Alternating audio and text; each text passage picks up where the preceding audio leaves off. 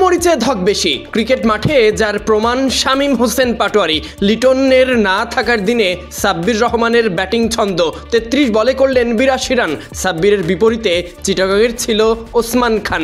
এরপরও ঢাকার হার, শেষের দিকে ক্লার্ক মিঠুন জুটি, শামীম হলেন খুঁটি, চিটাগং পেল জয়ের খুশি।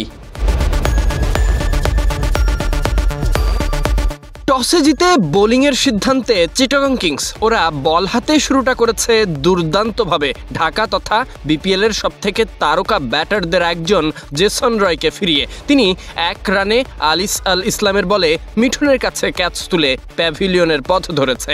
এদিকে তানজিদ হাসান তামিম ঝড় তুলেছে।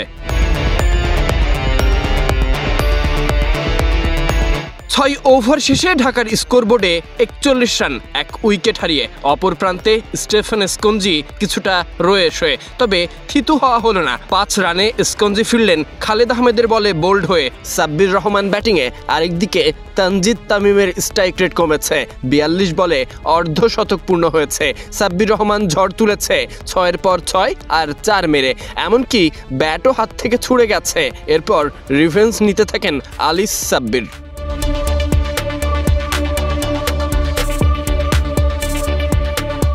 সাব্বিরের অর্ধশতক পূর্ণ ২২ বলে ৬-৬, ১-৪-এ ২২৭ স্ট্রাইক রেটে।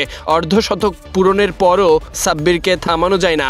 পরপর ২-৬, ১-৪-এ ১৭ ওভার শেষে ঢাকার স্কোরবোর্ডে ১৪৭ রান, সাব্বিরের ৬৬ রান। বল হাতে খালেদ আহমেদ প্রমাণ করেছে তিনি শুধু টেস্টের বোলার নন, টি-২০ স্পেশালিস্ট হতে চান।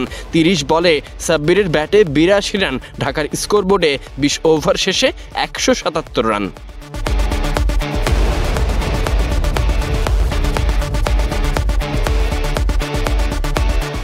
পরে ব্যাটিংয়ে নেমে ঢাকা পাওয়ার প্লেতে ৫৫ রান তুলেছে। ওসমান খাজার ঝোড়ো ব্যাটিংয়ের সাথে পারভেজ হোসেন ইমন সঙ্গ দিয়েছে।